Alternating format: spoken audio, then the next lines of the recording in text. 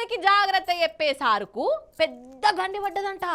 నిజమేనోల్లా, అట్లేయొద్దు ఇట్లా చేయొద్దు అని అందరికీ చెప్పే సారే మోసపోయిండు. పాపం ఎంత పెద్ద గోసొచ్చింది.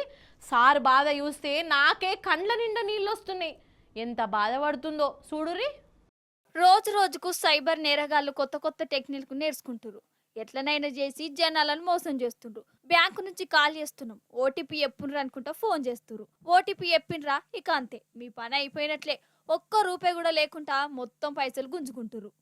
బ్యాంకు నుంచి ఫోన్ చేసి ఓటీపీలు గవేమి అడగం అని బ్యాంకులో పనిచేసే సార్లు చెప్తారు. ఇప్పుడు మీకు ఒక లింక్ పంపిస్తున్నాం, ఆ లింక్ ఓపెన్ చేయండి అని మేము అసలే కాల్ చేయమని బ్యాంకు సార్లు చెప్తారు.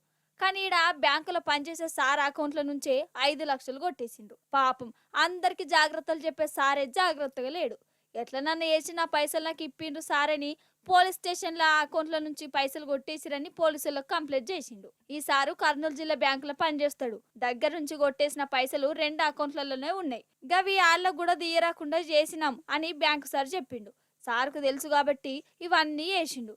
కానీ గట్ల లింకులు ఓపెన్ చేయొద్దని సార్కు తెలియనట్టున్నది పాపం.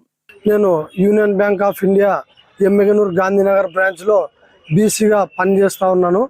సైబర్ నేరగాళ్ళు నా యొక్క మొబైల్ని హ్యాక్ చేసి నా యొక్క అకౌంట్లో ఉన్న డబ్బుల్ని 5 లక్షల రూపాయలు వాళ్ళు హ్యాక్ చేసి IMPS ద్వారా వాళ్ళ అకౌంట్లోకి ఇది చేసుకోవడం జరిగింది. కాబట్టి దీని మీద నేను టౌన్ స్టేషన్లో కూడా సిఐ సార్కి కూడా ఇంత పత్రం ఇవ్వడం జరిగింది. ఒక 2 అకౌంట్లు తేలడం జరిగింది. ఒకటి రాజస్థాను, 2 అకౌంట్ హర్యానా. ఒక HDFC బ్యాంక్కి 1,94,000 రూపాయలు జమ అయ్యడం జరిగింది.